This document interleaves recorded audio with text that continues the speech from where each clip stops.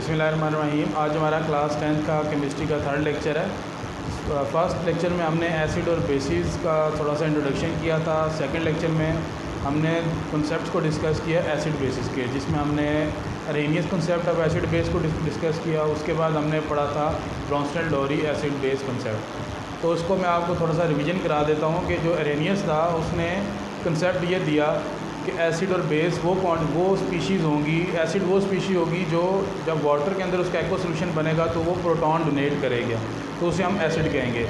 इसके बरक्स बेस वो स्पीशीज़ थी कि जिसको जब आप वाटर में डिज़ोल्व करें या उसका एक्वा सोल्यूशन बनाएं तो वो hydroxyl ion OH negative ion donate करे।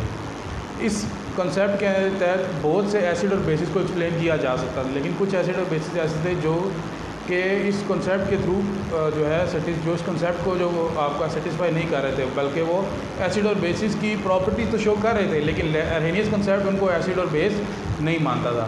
तो इन ड्रॉबैक्स को दूर करने के लिए फिर ब्रोंस्टेल-डोरी ने अपना कंसेप्ट पेश किया। उनके मुताबिक एसिड वो स्पीशी होगी जो प्रोटॉन डोनेट करेगी, यानी हाइड्रोजन H+ आयन डोनेट करेगी, उसे हम एसिड कहेंगे। तो ये तो आपका अरेनियस वाला सेम ही हो गया, लेकिन डिफरेंस कहाँ आया? जब इन्होंने बोला कि बेस वो स्पीशी होगी जो आपके पास एसिड का डोनेट किया हुआ प्रोटॉन एक्सेप्ट करेगी, उसे हम बेस कहेंगे। तो जैसे आपके पास अमोनिया की एग्ज़ाम्पल थी कि NH3 एक बेस है, अमोनिया गैस जो है वो बेस है, लेकिन जब आप इसका एक्वा सोल्यूशन बनाते हैं तो NH3 के पास OH तो है नहीं कि वो OH आयन डोनेट करे, तो फिर लेकिन इसकी जो प्रॉपर्टीज़ हैं वो बेस हैं। जो ब्रोंस्टेल-डोरी कंसेप्ट था उसके मुताबिक उन्होंने बोला था कि वो स्पीशी बेस होगी जो एसिड का दिया हुआ प्रोटॉन एक्सेप्ट करे। तो हमने देखा कि जब आप NH3 का रिएक्शन कराते हैं HCl के साथ तो क्या होता है आपके पास कि NH4+ और Cl नेगेटिव आयन बनते हैं, यानी कि अमोनिया जो है एसिड का डोनेट किया हुआ प्रोटॉन एक्सेप्ट कर लेता है। तो ब्रोंस्टेल-डोरी कंसेप्ट के मुताबिक जो NH3 है वो बेस है। अब ये तो आपके पास कुछ केमिकल जो थे वो ऐसे भी थे जो कि ब्रोंस्टेल-डोरी कंसेप्ट के मुताबिक भी एसिड और बेसिस नहीं थे, लेकिन फिर भी वो जो है वो अपना क्या कहते हैं उसको एसिड की और बेसिस की प्रॉपर्टी शो करते थे। जैसे आपके पास BF3 है, बोरॉन ट्राईफ्लोराइड। ये जो BF3 है ये एसिड की प्रॉपर्टीज़ शो करता है, BF3 एसिड की प्रॉपर्टीज़ शो करता है, लेकिन आप देख सकते हैं इसके अंदर तो प्रोटॉन है ही नहीं, हाइड्रोजन है ही नहीं, तो वो हाइड्रोजन कैसे डोनेट करेगा? क्योंकि इससे पहले जो हमारे पास कंसेप्ट है अरेनियस का और ब्रोंस्टेल-डोरी का, दोनों कंसेप्ट के मुताबिक एसिड जो है वो स्पीशी होगी जो प्रोटॉन डोनेट करेगी। तो अब यहाँ पे जो BF3 है इसके पास तो प्रोटॉन है ही नहीं, ये वाटर के अंदर जब भी सोल्यूशन बनाएगा तो ये आपके पास प्रोटॉन डोनेट नहीं कर सकता, तो ये एसिड ही है। क्योंकि इसकी जो फिज़िकल प्रॉपर्टी जब हमने टेस्ट किया, जो उसका हमने जैसे हमने फर्स्ट लेक्चर के अंदर देखा था physical differences between acid and basis, तो इसके अंदर जो लिटमस पेपर जब आप डालते हैं ब्लू तो वो रेड हो जाता है, यानी कि ये एसिड है, लेकिन इसके पास प्रोटॉन नहीं है। तो अब इस तरह के कंपाउंड जो कि ना तो अरेनियस के कंसेप्ट के मुताबिक एसिड थे या बेसिस थे और ना ही ब्रोंस्टेल-डोरी के कंसेप्ट के मुताबिक एसिड थे या बेसिस थे, तो इनको स्टडी करने के लिए या इनको कैटेगराइज करने के लिए एक थर्ड कंसेप्ट हमारे पास आया जिसे कहते हैं Lewis concept of acid and bases. ये कंसेप्ट जो है 1923 के अंदर लेविस साइंटिस्ट है एक, उसने पुट फोर्थ किया था। अब आपने देखा जो लेविस है उसके प्रपोजल के मुताबिक एसिड वो स्पीशी होगी, या पहले बेस के डिस्कस कर लेते हैं कि लेविस के मुताबिक बेस वो स्पीशी होगी जो इलेक्ट्रॉन पेयर डोनेट कर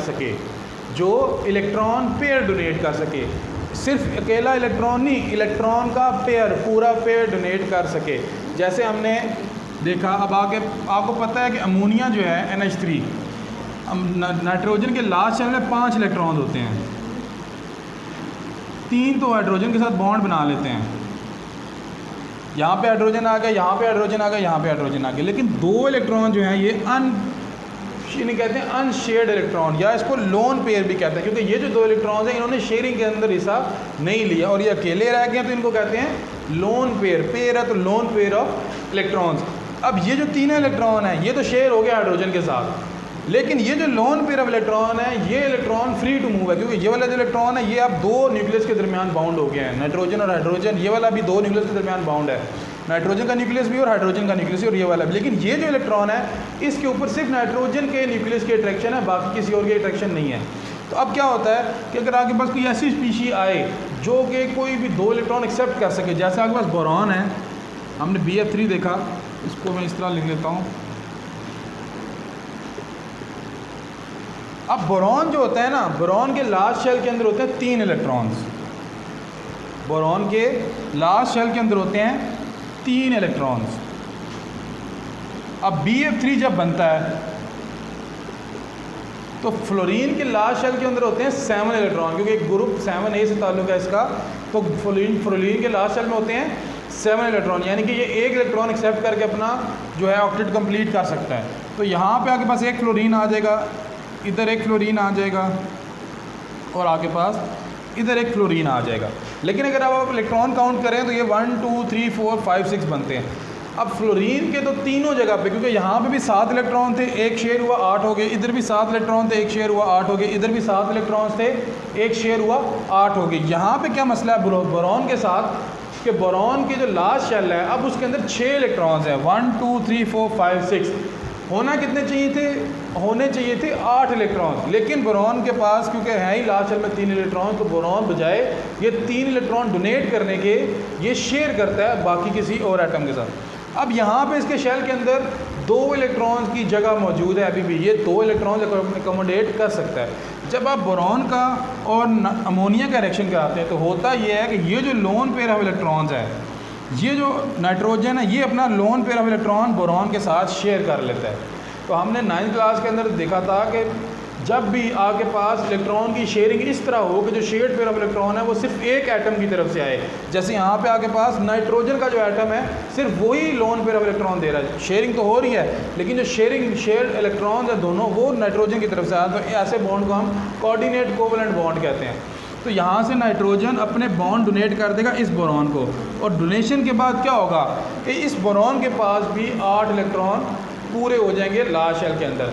अब लेविस ने क्या बोला था? लेविस ने बोला था कि हर वो स्पीशी जो इलेक्ट्रॉन डोनेट कर सके वो आपके पास बेस होगी। तो यहाँ पे देखिए, अब नाइट्रोजन ने इलेक्ट्रॉन डोनेट किया बोरॉन को, नाइट्रोजन ने अपने शेयर्ड इलेक्ट्रॉन जो उसके पास लोन पेयर ऑफ इलेक्ट्रॉन था वो डोनेट कर दिया बोरॉन को। तो नाइट्रोजन ने इस रिएक्शन के अंदर बेस का किरदार अदा किया। जो बोरॉन है, अब देखें बोरॉन ने यहाँ से ये एक्सेप्ट किया है आपके पास लोन पेयर ऑफ इलेक्ट्रॉन, यानी कि ये एक्सेप्टर हुआ। तो आपके पास हमने जो लेविस कहता है कि जो आपके पास एक्सेप्टर होगा लोन पेयर का वो एसिड होगा और जो डोनर होगा वो बेस होगा। अब अगर आप इस रिएक्शन को कंप्लीट लिखें तो आपके पास एक एंड स्पीशीज इस तरह बनेगी।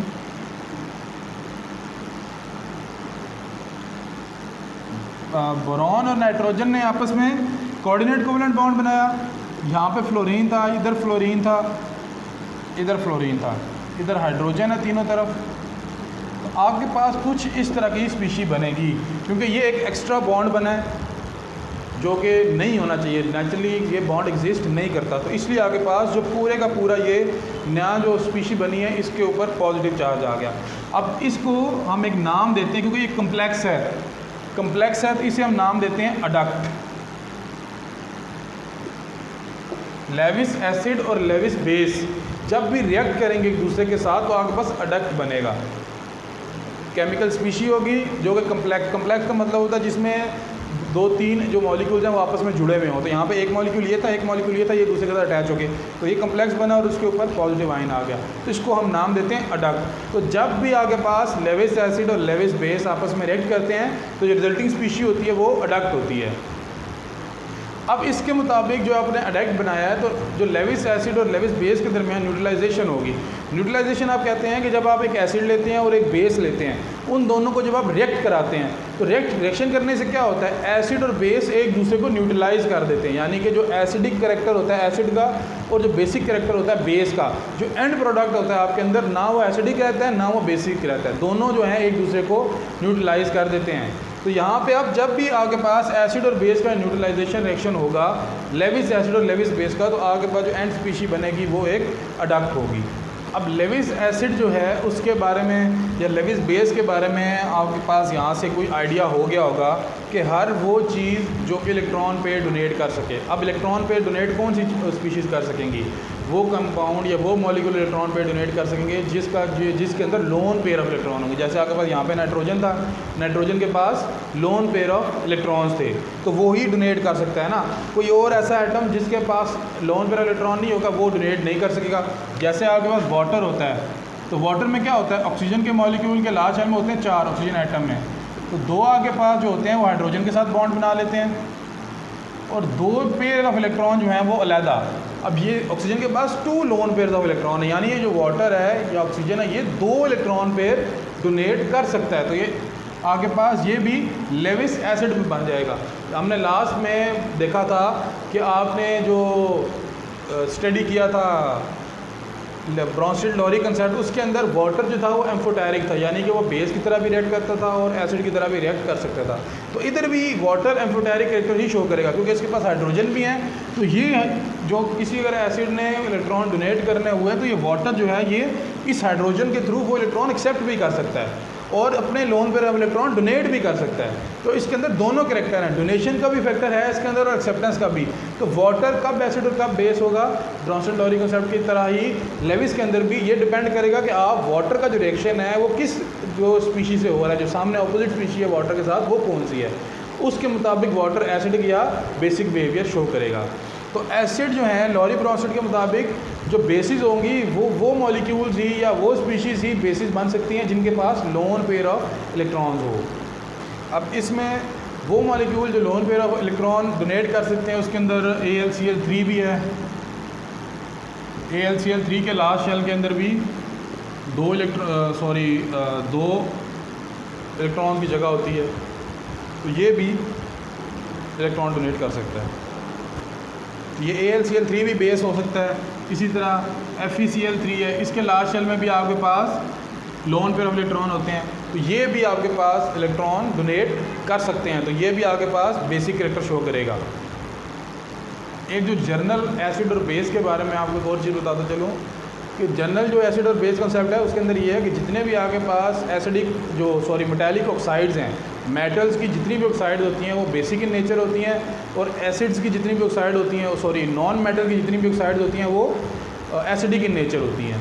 तो आपके पास यहाँ पे अब ये मेटल का क्लोराइड, आप क्लोराइड भी आ गया तो मेटल के क्लोराइड भी आपके पास बेसिक कैरेक्टर शो कर रहे हैं। यहाँ पे जनरल जो एक्सेप्टेंस है आपके पास वो ये है कि जो ऑक्साइड्स ऑफ मेटल्स हैं वो बेसिक होती हैं और ऑक्साइड्स ऑफ नॉन मेटल जो हैं वो एसिडिक्स होती हैं, और जो आपके पास मेटलाइड्स होते हैं उनकी जो ऑक्साइड्स होती हैं वो एम्फोटेरिक कैरेक्टर शो करती हैं, बेसिक भी और एसिडिक, क्योंकि मेटलाइड्स जो होते हैं वो एसिडिक कैरेक्टर भी रखते हैं और जो नॉन मेटल कैरेक्टर भी रखते हैं। तो अब देखते हैं थोड़ी सी एग्जांपल्स एसिड लेविस एसिड और लेविस बेस की।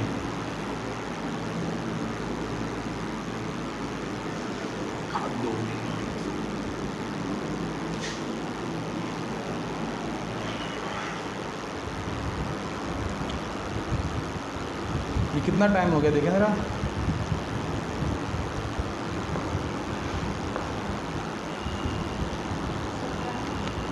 सत्रह मिनट।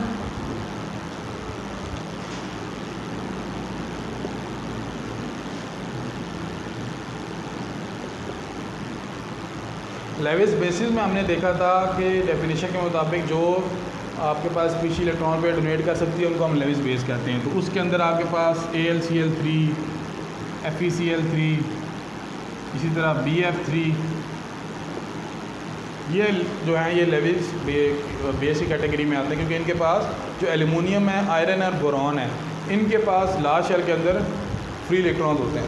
ये अमोनिया NH3, नाइट्रोजन, आयरन और एल्युमिनियम के ऊपर लास्ट शेल के ऊपर जो नाइट्रोजन का, आयरन का और ये एल्युमिनियम का जो लास्ट शेल है, इन तीनों में आपके पास लास्ट शेल में आपको फ्री इलेक्ट्रॉन मिल जाएंगे, जो कि ये फ्री इलेक्ट्रॉन का मतलब है पेयर ऑफ इलेक्ट्रॉन, एक electron he free pair of electron, lone pair जिसे कहते हैं, वो मिलेगा, इसलिए ये उसको डोनेट कर सकते हैं।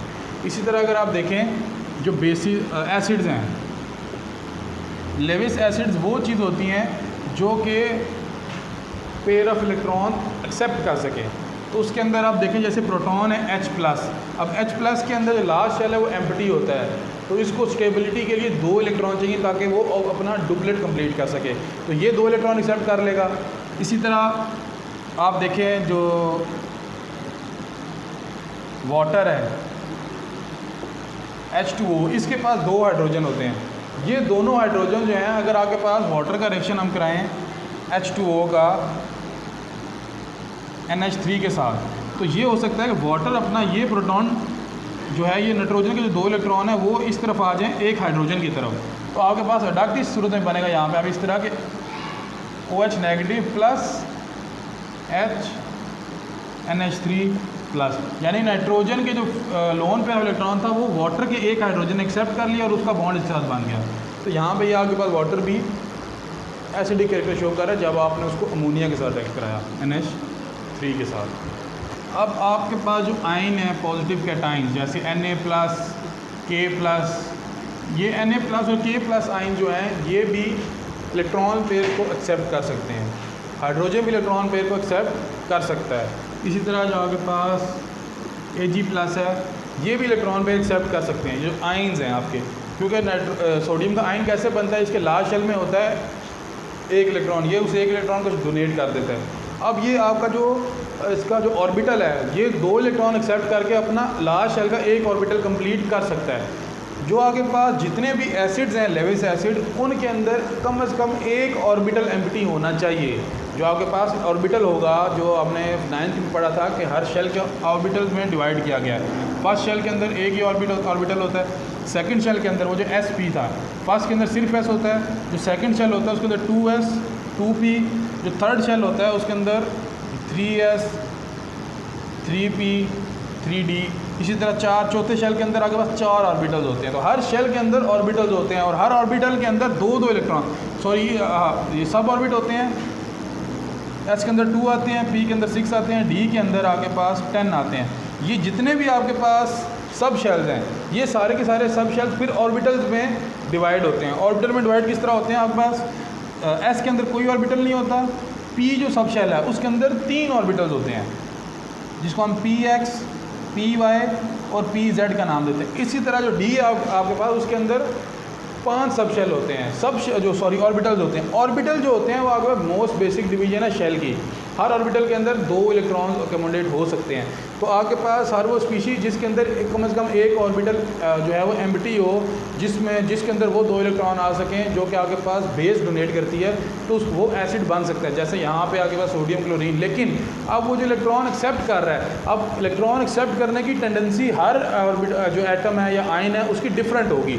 अब ये इस केस के अंदर यहाँ पे जो सोडियम और पोटाशियम है, इन दोनों की इलेक्ट्रॉन एक्सेप्ट करने की टेंडेंसी बहुत ही ज़्यादा लो है। और हाइड्रोजन है जैसे Ag प्लस है, इनकी जो इलेक्ट्रॉन एक्सेप्ट करने की टेंडेंसी होती है वो बहुत ज़्यादा हाई होती है। इसलिए आपके पास जो एसिड्स होते हैं वो ज़्यादातर H प्लस Ag प्लस इस तरह के एसिड मिलेंगे आपको। HCl जैसे हो गया, H2SO4 जैसे हो गया।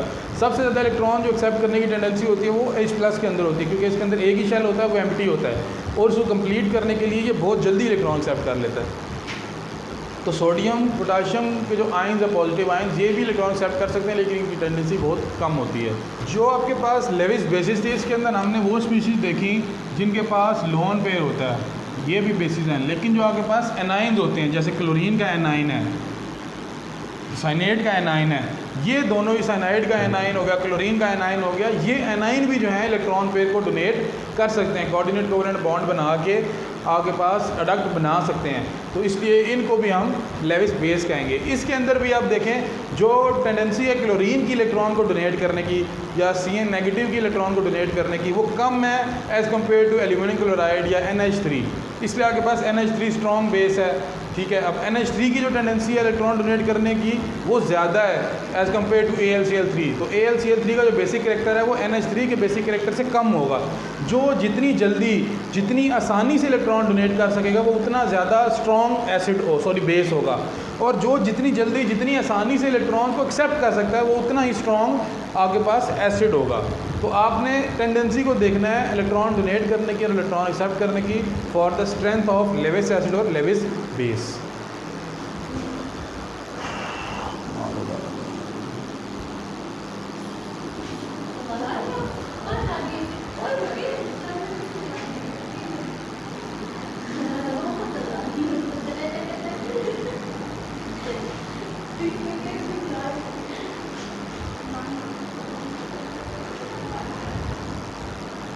आखिर में हमने 3 कंसेप्ट पढ़े थे एसिड और बेसिस के, उनको कंपेयर कर लेते हैं। एसिड्स का कंसेप्ट, एसिड के कुछ इनके अंदर थे और बेसिस। अब जो आपके पास पहला था वो था अर्हेनियस, दूसरा आपके पास था ब्रॉन्स्टेड और लॉरी,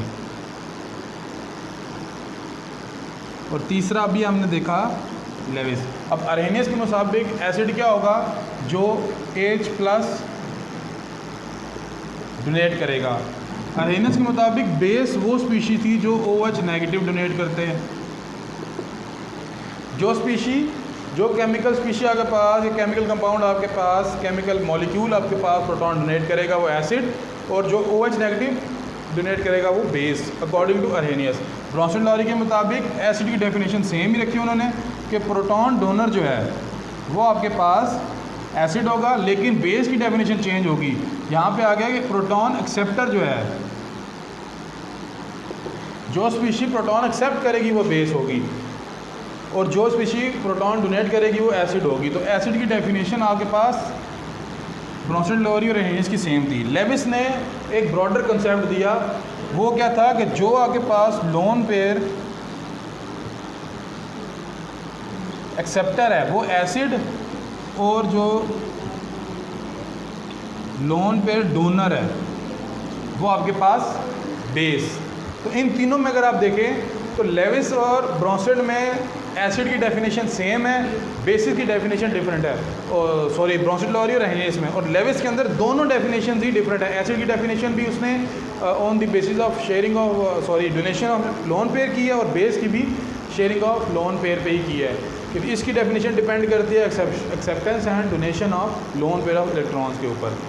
तो ये आपके पास थोड़ा सा एक डिफ्रेंसिएशन आप समझ लें एसिड बेसिस की डिफरेंट कंसेप्ट के ऊपर थी। तो आज के लेक्चर में हमने अपना तीसरा जो एसिड बेस कंसेप्ट था उसको कंप्लीट किया। आपने इन तीनों कंसेप्ट को दोबारा एक दफ़ा देखना है, और ख़ास तौर पे जो इनका आपस में रिलेशन बनता है, कौन से एसिड दो डेफिनेशन में सेम है, एसिड की डेफिनेशन कहाँ सेम है, कहाँ डिफरेंट है। ब्रॉन्स्टेड के एसिड क्या लॉरी के एसिड हैं, ब्रॉन्स्टेड लॉरी के एसिड क्या अर्हेनियस के एसिड हैं, या फिर आगे पास आपने ये भी देखना है कि लेविस के जो एसिड हैं क्या वो ब्रॉन्स्टेड लॉरी के एसिड हो सकते हैं। तो आपने इसका एक थोड़ा सा जिससे कंपेरिजन करके स्टडी करनी है तीनों कंसेप्ट की। जो कुछ आपको समझ नहीं आएगा आप वो क्वेश्चन पूछ सकते हैं। इंशाल्लाह नेक्स्ट लेक्चर में हम आगे इसी टॉपिक को कंटिन्यू करेंगे। शुक्रिया।